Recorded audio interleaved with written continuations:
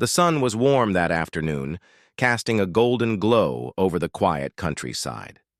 Samuel Hayes drove along a narrow road lined with tall oak trees.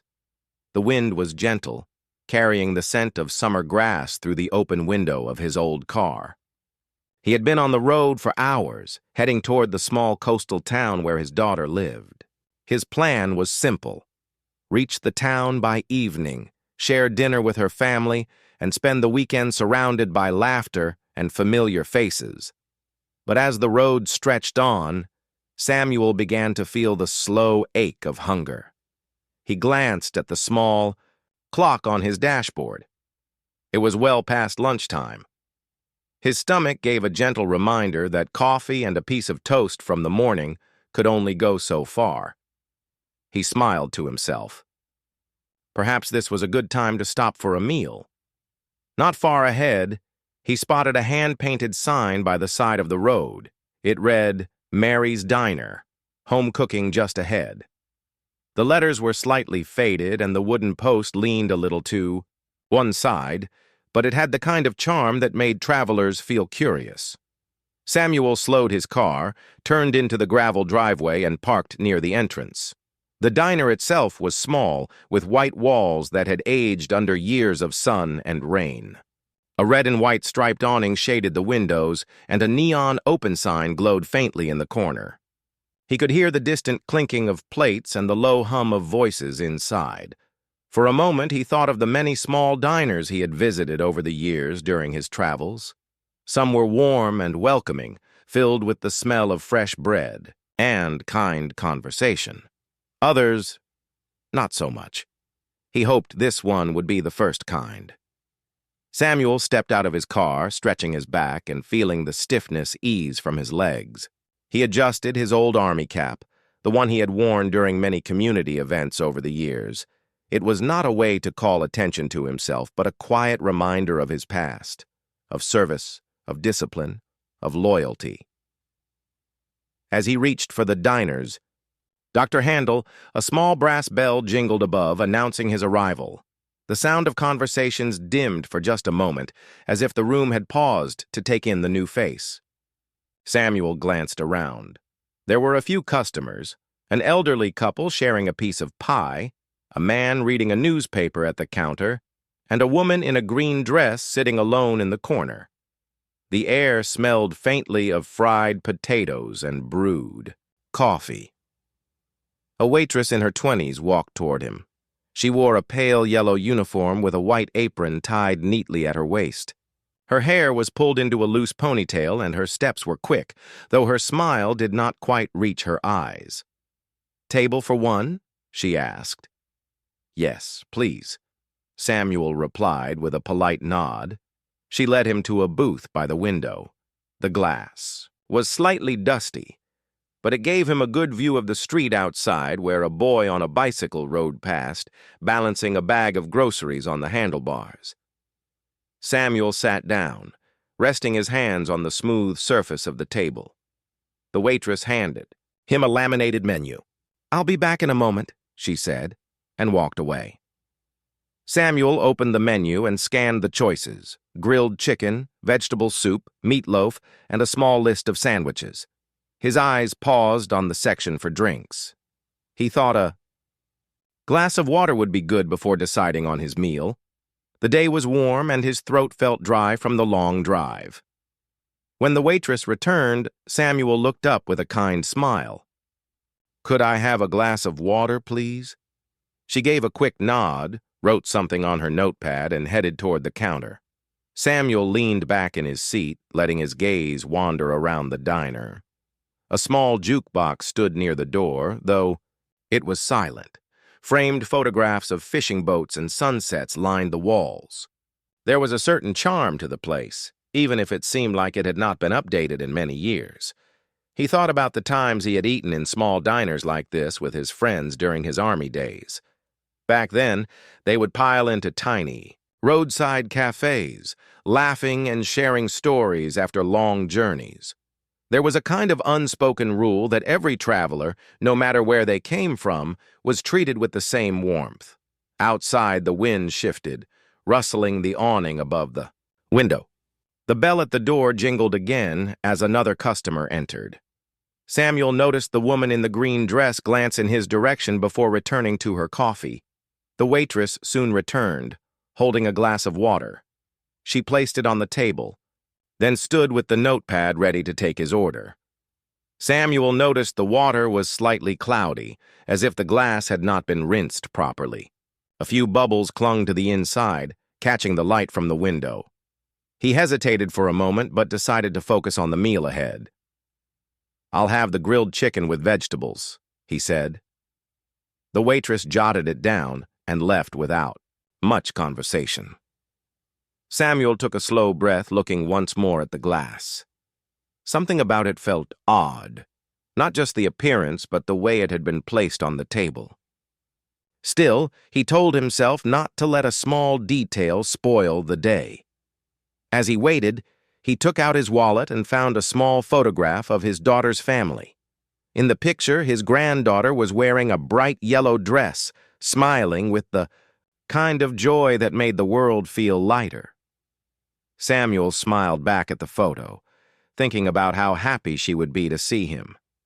In that quiet moment, he had no idea that this simple stop at a roadside diner would become a turning point. One that would ripple through the small town by the next day. The sunlight through the diner window had softened now, painting gentle patterns on the table where Samuel sat. Outside, a few cars passed lazily down the quiet road. Inside, the hum of conversation mixed with the soft clatter of cutlery.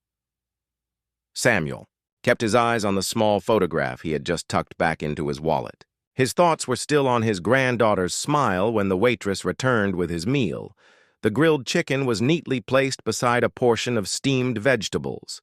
Steam rose from the plate, carrying the scent of herbs and butter. "Here, you go," she said quickly, sliding the plate toward him. Her voice carried no warmth, only the formality of someone doing a task. She glanced briefly at him, then turned away before he could say much. Samuel's gaze shifted to the glass of water still sitting in front of him. The cloudiness was more visible now in the brighter light. Tiny specks floated near the surface, and the rim of the glass had a faint mark as though it had not been wiped clean. He reached for it slowly, but his fingers stopped just short of touching it. He was not the sort of man to complain easily. In his years of service, he had learned to accept small discomforts without making a scene. Still, there was something about the glass and about the way it had been placed before him that stirred a quiet unease. He decided instead to pour himself a small sip of coffee later, once his meal was finished. For now, he focused on his plate. The food was simple but tasted fine. As he ate, he glanced around the diner again, letting his eyes wander. Near the counter, the man with the newspaper seemed deeply absorbed in the day's headlines. The elderly couple at the other table shared soft laughter over a slice of pie, their forks moving in quiet harmony. But in the corner booth, the woman in the green dress watched more than she ate. She had her coffee cup in one hand, but her eyes occasionally flicked toward Samuel's table. Samuel took another bite of his chicken, then reached for the napkin beside him. The fork felt heavy in his hand for a moment. He was tired from the road, but there was something else too, a feeling that he had been noticed, and not in a way that felt welcoming. The waitress passed by his table again to refill the coffee of another customer. She did not ask if Samuel needed anything, nor did she glance at his plate. Her steps were brisk, her smile reserved for the other tables. Samuel quietly set down his fork and took a deep breath. He reminded himself that not every place could be warm and friendly. Perhaps the waitress was simply having a difficult day. Perhaps she was distracted by something outside of work. He had no wish to judge a person on a single moment. Still, the glass of water remained untouched. It sat there as a silent reminder of the first impression he had received. A small thing, maybe, but small things often carried meaning. The woman in the green dress finally stood, leaving her table and walking toward the counter to pay her bill. As she passed Samuel, she gave a polite nod. Her eyes held a kind of understanding, though no words were spoken. Samuel returned the nod with the same quiet politeness. When his meal was nearly finished, Samuel reached into his pocket for his wallet. He placed a few bills on the table, adding a tip that was generous enough to show his own manners, regardless of the service. He believed that one's own behavior should never be shaped entirely by another's actions. He rose from his seat, adjusting his cap once more. The bell over the door chimed as he stepped outside into the warm afternoon. The sunlight felt good on his face after the cool, dim air of the diner. He stood for a moment beside his car, looking back at the little building. The striped awning shifted gently in the breeze. It looked almost peaceful from the outside, the kind of place that might be filled with kind greetings and friendly smiles. But as Samuel opened his car door, he knew the memory of that cloudy glass of water would stay with him longer than he expected. The road stretched out ahead, quiet and calm. Samuel started the engine and began driving again, the wheels humming, softly against the pavement. He passed fields of golden grass and small farmhouses set back from the road.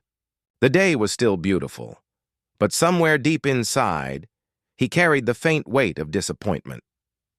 Back inside the diner, the woman in the green dress lingered for a moment before leaving. She had noticed the glass, too. She had noticed the way the waitress's laughter, quiet and quick, had come when placing it on the table. She thought of the kindness Samuel had shown in return, the way he had chosen dignity over confrontation. As she stepped outside and walked toward her own car, she glanced down the road where Samuel's vehicle had disappeared. She did not know his name, but something told her she might learn it soon enough. For now, the diner's door closed behind her, and the small brass bell jingled again. The day went on as if nothing had happened, but a seed of change had quietly been planted. The road stretched endlessly before Samuel as he drove away from the little diner. The late afternoon sun painted the sky in shades of gold and pale blue. He kept his hands steady on the steering wheel, the rhythm of the tires on the road acting. Like a soft, steady drumbeat, the image of the cloudy glass of water still came back to him in quiet flashes. It was such a small thing, yet it seemed to carry a weight far heavier than its size. He was not a man easily bothered by life's little imperfections, but this felt different. It was not about the water itself. It was about what it represented, the way it had been placed in front of him, the quick laugh, and the absence of kindness in the moment. Samuel had faced greater challenges in his life than a poor welcome in a diner. His years in the army had taught him how to stand strong under pressure, to keep his dignity even when the world around him tested his patience. It was not in his nature to respond with harshness or raise his voice. He believed that true strength was shown in the ability to remain calm when it would be easier to be angry. As the miles passed, Samuel's thoughts drifted back to his early days of service. He remembered the long nights under the open sky, the sound of distant winds across the desert, the moments of quiet after a storm. In those days, he had met people from all walks of life. Some were warm and welcoming, others distant and guarded. He had learned to accept both without letting either change who he was inside. Still, the feeling from the diner lingered. Not in a way that made him bitter, but in a way that reminded him how much small actions could matter. A kind gesture could light up an entire day. A careless one could dim it. By the time he reached a quiet rest stop, Samuel decided to pull over. He stepped out of the car, stretching his legs. The air smelled faintly of pine trees, and the sound of birds filled the silence. He walked to a wooden bench near the parking area and sat for a while, letting the cool shade of a nearby tree fall over him. He thought of his daughter and her family waiting for him in the coastal town. He imagined the bright smile of his granddaughter when she saw him. That image alone was enough to lift the weight he had been carrying since leaving the diner. Meanwhile, back in the small town, the woman in the green dress, whose name was Margaret, had not forgotten the scene she had witnessed. She sat in her small living room later that evening, her mind replaying the quiet dignity Samuel had shown. She remembered how he had left the glass of water untouched, paid for his meal without complaint, and walked out with his head held high. Margaret had lived in the town for many years. She knew most of the people, including the waitress at the diner. She also knew that the diner's service had changed in recent months. It was not the warm place it used to be.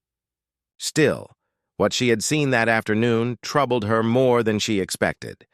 She opened a small box of keepsakes on her coffee table. Inside was a photograph of her brother, smiling beside a fishing boat. Years ago, he had told her about a man named Samuel Hayes who had helped him during a dangerous storm. He had described him as calm, kind, and dependable. Looking back, she realized the man in the diner had to be the same Samuel. Margaret set the photograph down and poured herself a cup of tea. She was not one to rush into action, but she believed in fairness. She believed that respect should be offered to everyone, especially to those who had served and given much to their country. Back on the road, Samuel's journey continued. The sky grew softer as evening approached. He stopped at a small roadside cafe just before sunset. This time, the welcome was warm. The man behind the counter greeted him with a smile, offered him fresh coffee, and asked about his travels. Samuel found himself relaxing, the memory of the diner slowly fading into the background. But life has a way of keeping certain moments alive, even when we try to let them go. Samuel did not know that the scene at the diner had already left its mark on someone else's heart. Margaret had decided that what she had seen was not something to be forgotten. It was a reminder, not just of how people can be treated poorly, but of how they can respond with quiet strength and grace. That night, as the stars came out over the small town, Samuel slept peacefully in a roadside inn, unaware that the events of the day were quietly setting the stage for something much bigger than he could imagine. Margaret awoke the next morning with the memory of the diner still fresh in her mind. Sunlight spilled through the curtains of her small house, falling across the wooden floor. She moved slowly through her morning routine, boiling water for tea, slicing a piece of bread, and buttering it with care. But all the while, her thoughts kept returning to the man she had seen at the window table the day before. She remembered the way he had sat, calm and quiet, his old army cap resting gently on his head. She remembered the cloudy glass of water that had been placed before him and the quick, almost careless laugh of the waitress. She remembered, too, how he had not touched the water at all and how he had left with quiet dignity. Margaret was not someone who liked to dwell on unpleasantness, but she had a strong sense of right and wrong. Years in a small town had taught her that even small acts of unkindness could ripple through a community in ways people did not expect. She believed that kindness was not something to be given only when convenient. It was something that should be constant. As she sipped her tea, Margaret opened the small box of keepsakes on her kitchen table again. She picked up the old photograph of her brother, standing beside a fishing boat with the wind in his hair. Her brother had once told her about a man who had helped him during a terrible storm, pulling him to safety when his boat had nearly capsized. That man, he said, was named Samuel Hayes. Margaret was certain now. The man she had seen at the diner was the same Samuel. She thought about how much that act had meant to her family. Her brother might not have survived that day without Samuel's help. And now, years later, she had seen Samuel treated with such little care. It felt wrong, and the wrongness sat in her heart like a stone. Margaret was not someone with great power or influence, but she knew people. She knew who to speak to when something needed attention. She also knew that the diner had been under quiet complaint for some time. People had spoken about unclean dishes, about food that did not seem fresh, and about service that was not what it used to be. She took a pen and wrote down the events exactly as she had seen them. The time of day, the details of the glass, the way the waitress had behaved, and Samuel's quiet reaction. She did not write it in anger, but with the hope that something good might come from setting the truth down clearly. After breakfast, she picked up the phone and made her first call. It was to a friend who worked in the town office. She explained calmly what had happened, her voice steady and measured. She told her friend not just about the glass of water, but about the way the man had carried himself, respectful, polite, and undeserving of such treatment. Her friend listened carefully. Margaret could hear the tapping of a pen on the other end of the line, a sign that notes were being taken. When she finished speaking, her friend promised to pass the matter along to the right people. Margaret made a second call, this time to the county health department. She explained that she had concerns about cleanliness at the diner, mentioning the cloudy glass and other small details she had noticed. She did not exaggerate or add anything she had not seen herself.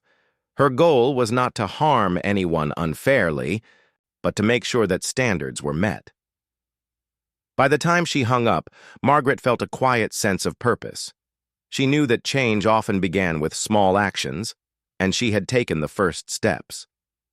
Later that afternoon, she walked to the town's small market for groceries. Along the way, she passed by the diner. The red and white striped awning shifted in the breeze, and the bell on the door jingled faintly as a customer stepped out. Margaret paused for a moment on the opposite side of the street. The building looked the same as it always had, but she saw it differently now. She saw it as a place that had forgotten the warmth it once gave to travelers and neighbors alike. Inside, the waitress moved between tables, her expression unchanged. Margaret wondered if she had any idea that her actions the day before were still traveling forward, unseen but sure.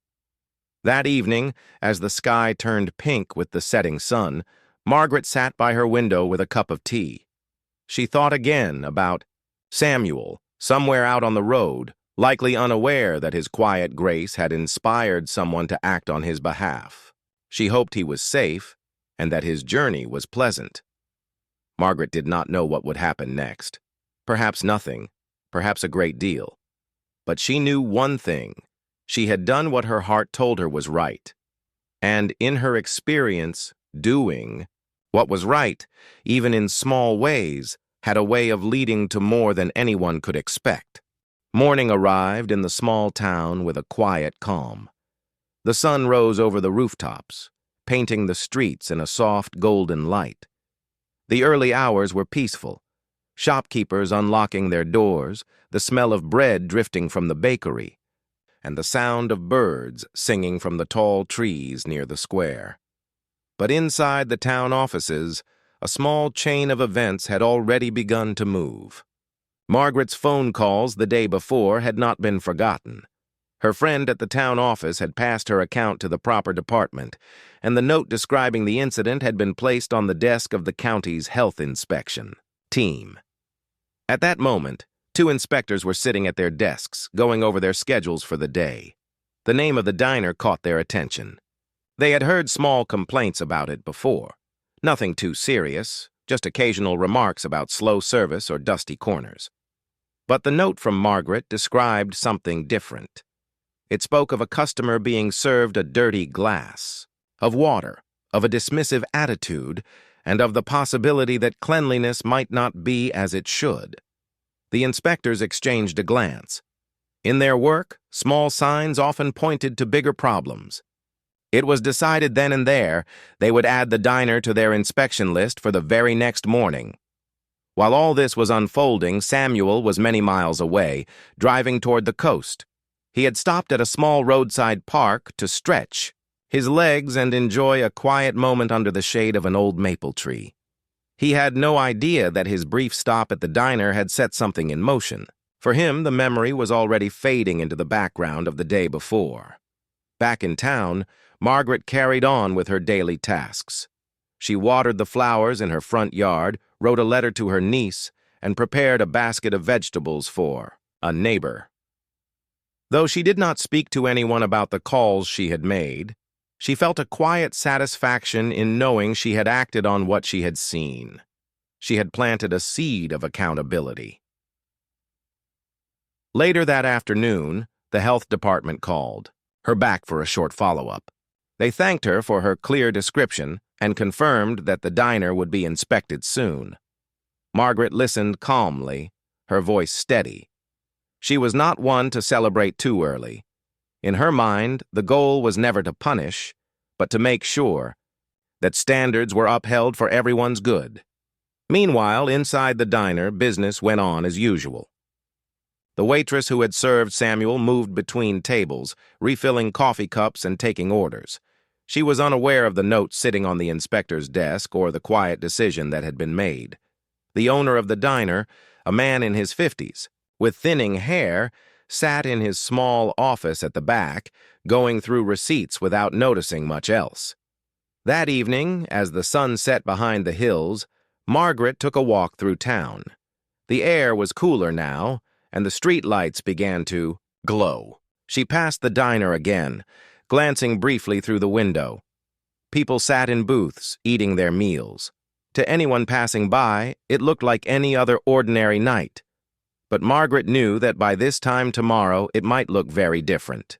The health department, the inspectors prepared their equipment, thermometers, checklists, and small testing kits. Their work required attention to detail, and they planned to arrive without warning to see the diner exactly as it was on a normal day. Night settled over the town. The diner's lights eventually went out, and the streets grew quiet. The only sound was the soft rustle of leaves in the wind. Far away, Samuel checked into a modest guest house by the sea. He placed his bag on the bed and sat for a moment by the window, listening to the gentle waves. He thought about the day ahead. A visit with his daughter, a walk on the shore, perhaps a small gift for his granddaughter. The diner was far from his mind now, and he did not know that the next morning in that small town would bring a change he had not planned for, but one that would be tied to him all the same. Back in town, Margaret prepared for bed with the quiet satisfaction of someone who had done her part. She did not know exactly what the inspectors would find, but she trusted that the truth had a way of coming to light. She poured herself a final cup of tea and sat for a few moments at the kitchen table, listening to the distant hum of the night. Somewhere out there, she thought, the man in the army cap was probably sleeping peacefully. She hoped that someday he would know that someone had noticed and cared. The next morning, the doors of the diner would open as they always did. Customers would walk in expecting their usual meals, but before long, 2 inspectors in plain jackets would step inside, carrying clipboards and calm expressions. They would order coffee, look around quietly, and then begin their careful work. By that time tomorrow, everything would begin to change. The next morning began like any other in the small town. A soft mist clung to the streets, and the bakery's warm scent drifted into the air. Shopkeepers were just lifting shutters and turning signs to open. At Mary's diner, the bell above the door jingled as the first customers came in. The waitress moved between tables, coffee pot in hand, while the owner stayed in his office, sorting through a small stack of paperwork. Everything seemed ordinary until the 2 inspectors arrived. They entered quietly, dressed in plain jackets, each carrying a small clipboard and a leather case. They greeted the waitress politely, ordered coffee, and took seats at a booth near the center of the room. The waitress, thinking little of it, poured their drinks and went back to serving other tables. For several minutes, the inspectors simply observed. They noted the condition of the menus, the cleanliness of the tables, and the way food was handled behind the counter. Then they stood and moved toward the kitchen, showing their official identification. The owner looked surprised but allowed them in. The inspection began slowly, checking the sinks, the storage shelves, and the refrigerator temperatures. But soon, small problems began to appear. Some glasses had not been washed properly, with faint marks still clinging to the rims. Food containers were stored without proper lids. The refrigerator shelves held items well past their expiration dates. The inspectors worked methodically, speaking little but writing often. They tested the water, checked the cooking equipment, and made notes about the general upkeep. Out in the dining area, customers began to notice the unusual activity. Whispers moved from table to table.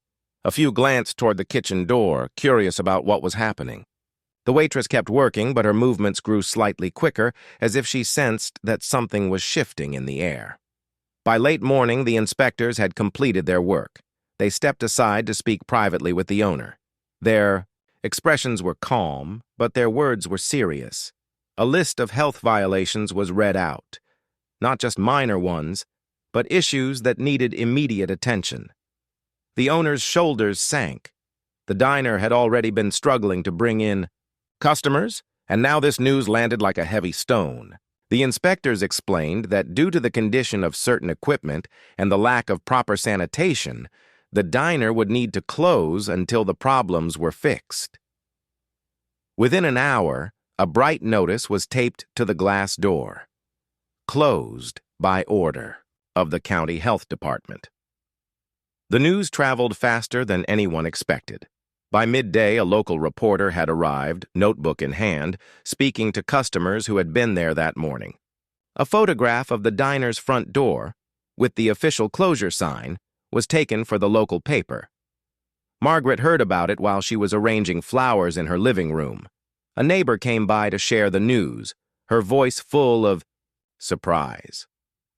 Margaret listened quietly, nodding as the details unfolded. She felt no joy at the diner's misfortune, but she did feel relief that the matter had been taken seriously. In the afternoon, the story appeared on the local news website. The headline read, "Health Inspection Closes Mary's Diner. Multiple Violations Found." The article described the inspection process and mentioned that several customers had raised concerns in recent months. By evening, the story had reached nearly everyone in town. Some expressed disappointment, remembering the diner from better days. Others admitted they had stopped going because of the decline in service and cleanliness. A few wondered if it might reopen someday under new management. Far from the town, Samuel sat on a wooden bench near the beach, watching the waves roll in. The air was cool, and the sound of the ocean was steady and calm. He had spent the day with his daughter and granddaughter, enjoying their laughter and stories. He had no idea about the events unfolding back in the small town he had passed through. The diner was just a brief stop in his journey, a place he thought he would never think of again. Yet, in a way, the story was still tied to him, carried forward by someone who had quietly decided that what she saw should not be ignored. That night, as lights went out across the town, the diner's front windows stayed dark. The striped awning swayed gently in the evening breeze, and the closure notice remained fixed to the glass. For some, it was the end of a chapter. For others, it was the beginning of change. And for one man sitting by the sea, unaware of it all, it was proof, though he did not yet know it, that dignity and kindness, even in silence, can echo farther than we imagine. Several weeks passed since the diner's closure. The red and white striped awning still hung over the front windows, but the sign above the door had been taken down. Dust had begun to settle inside, and the smell of old cooking oil faded with each passing day. The closure had been the talk of the town at first, but slowly, life moved on. People found new places to eat, and the empty building became just another quiet spot on the main street. But change was coming, quietly and with a sense of hope. One sunny morning, a small team of workers arrived with paint cans, brushes, and a ladder. The old sign was removed, the walls were given a fresh coat of warm cream, and the striped awning was cleaned until it looked almost new. The windows were polished until they shone, reflecting the blue sky and the trees across the street. Townspeople watched with curiosity. Some stopped to ask questions, others simply guessed at what was happening. Soon, a new sign appeared above the door. Harbor Cafe. The owner of this new cafe was none other than Margaret, the woman in the green dress who had once sat quietly in the corner booth. She had decided, after the diner closed, that the space could be something better, a place that welcomed every person who walked through its doors. Margaret had never owned a cafe before, but she knew what she wanted it to be. She found a small group of staff who believed in friendly service and cleanliness. She made sure every plate, glass, and utensil sparkled. Fresh flowers would sit on each table every morning, and the menu would be simple but made with care. On the morning of the grand opening, sunlight streamed through the windows, filling the cafe with a golden glow. The smell of fresh coffee and warm bread drifted out onto the street. A few curious townsfolk had gathered outside, waiting for the doors to open. Margaret moved from table to table, checking everything one last time. The glassware was clear as crystal, the counters spotless, the chairs neatly arranged. She wanted the place to feel warm, welcoming, and safe. The opposite of what she had witnessed weeks ago. The bell above the door jingled at exactly 9 o'clock as the first customers stepped inside. Smiles were exchanged, hands were shaken, and the sound of friendly conversation quickly filled the air. At exactly 9:15, the door opened again, and in walked Samuel Hayes. He had not planned to return to this town. He was passing through once more on his way to visit a friend in a nearby city, and the sight of the freshly painted building had caught his attention. He had no idea that the cafe now stood where the diner once was. Margaret looked up from behind the counter and froze for just a moment. She recognized him instantly, the same quiet presence, the same old army cap, the same steady way he carried himself. "Good morning," she greeted warmly, walking over to him. "Welcome to Harbor Cafe." Samuel smiled politely. "Thank you. I'm just passing through and thought I'd stop for a coffee." "Please, take a seat," Margaret said, gesturing to a table by the window, the very same spot where he had sat weeks ago. Samuel removed his cap and settled into the chair. The sunlight fell across the table, and a vase with a single yellow flower sat in the center. Moments later, Margaret herself brought over a glass of water. It was clear, cold, and sparkling with tiny beads of condensation. She set it down gently and said, "Welcome, hero." Samuel looked up, surprised. "I'm no hero," he replied softly, though a small smile touched his lips. "You are to some," Margaret said simply, before stepping away to give him space. He took a sip of the water. It was crisp and refreshing. As he set the glass down, he looked out the window, watching the street. He did not know the full story, how the old diner had been shut down, how Margaret had taken over, or how his quiet dignity had been the spark for change. But he could feel something different here. The cafe buzzed with warmth.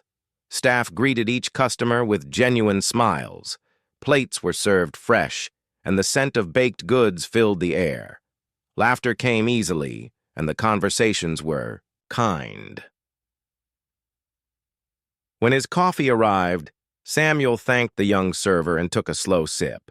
It was rich, smooth, and just the right temperature.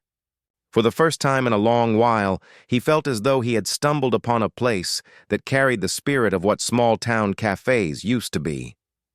Not just a place to eat, but a place to belong.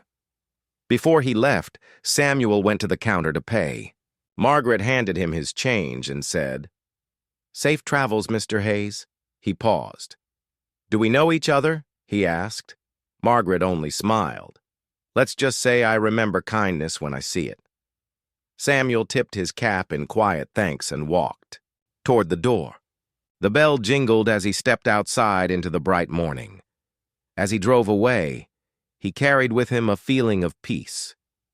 He didn't know exactly why the moment had touched him, but it did. And somewhere behind him, in the heart of the small town Harbor Cafe, stood as a quiet reminder that even the smallest acts of dignity and respect can inspire change that lasts.